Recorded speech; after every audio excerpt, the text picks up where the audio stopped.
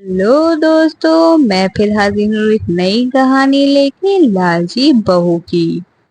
एक समय की बात है, एक छोटे से गांव में राम और सीता नाम का कपल रहता था। उनका एक अर्जुन नाम का बेटा था, जिसकी शादी रिया नाम की एक लड़की से हुई थी। राम और सीता कड़ी मेहनत करते थे, खेतों में काम करते थे और रात दिन मेहनत करते थे और अपने बुढ़ापे के लिए कुछ पैसे बचाते थे। रिया बहुत लालची लड़की थी, हमेशा अपनी सास और ससुर से और चीजें चाहती थी। जैसे जैसे साल बीतते गए, रिया और लालची में बढ़ती गई। वह अपने पास रखे चीजों से कभी संतुष्ट नहीं रहती थी। वह हमेशा अपने सास ससुर से महंगे महंगे तोहफे मांगा करती थी और उनके बचाए हुए पैसों से भी कुछ हिस्सा अपने लिए मांगती रहती थी। राम और सीता बहुत ही अच्छे पेरेंट्स थे, लेकिन उसकी सारी जरूरतों को पूरा करते थे ताकि परिवार में शांति बनी रहे। वह अपने पति अर्जुन के ऊपर भी दबाव डालती थी कि वह अपने माँ बाप से पैसे और संपत्ति मांगे। वह बहुत ज्यादा संपत्ति इकट्ठा करना चाहती थी, बिना किसी मेहनत के। सास ससुर पर दबाव डालती थी। एक दिन राम और सीता ने यह फैसला किया कि वह रिया को सबक सिखाएंगे। वह उसे बुलाते हैं और बोलते हैं, बेटी, हमें तुमसे कुछ जरूरी बात करनी है। हमने यह फैसला लिया है कि हम अपनी जायदाद का कुछ हिस्सा अपने बच्चों को बांटेंगे और उसका कुछ हिस्सा तुम्हें भी देना चाहते हैं। रिया खुशी से झूम उठती है, क्योंकि वह हमेशा से यही चाहती थी कि आज उसका सपना पूरा हो रहा है। लेकिन राम और सीता के मन में कुछ और ही चल रहा था।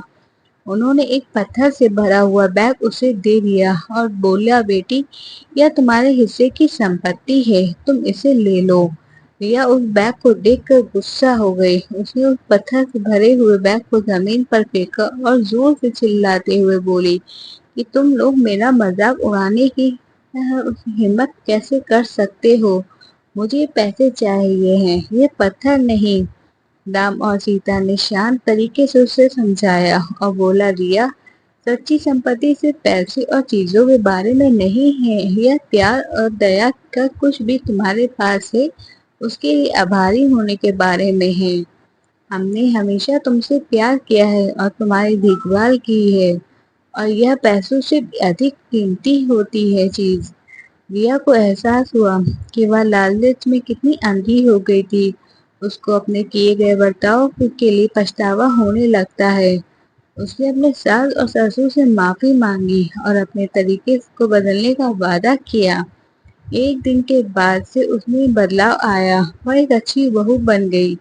रिया के बदलाव को पूरे गांव में फैल गई बात। सभी ने एक बेहतर इंसान बनने के लिए उसकी प्रशंसा की। रिया अपने परिवार का ख्याल रखती है और उनके बीच मिले प्यार के लिए आभारी होकर हमेशा खुश रहने लगी। वह अपने सास ससुर के साथ भी काम में हाथ बटाती थी और अपने पति के साथ भी काम में हाथ बटाती थी। इस कहानी से हमें यह सीख मिलती है, दया और जो हमारे पास है उसके लिए आभारी होने से आता है, न कि हमेशा और अधिक चीजों की चाह रखने से आता है। Thank you for watching.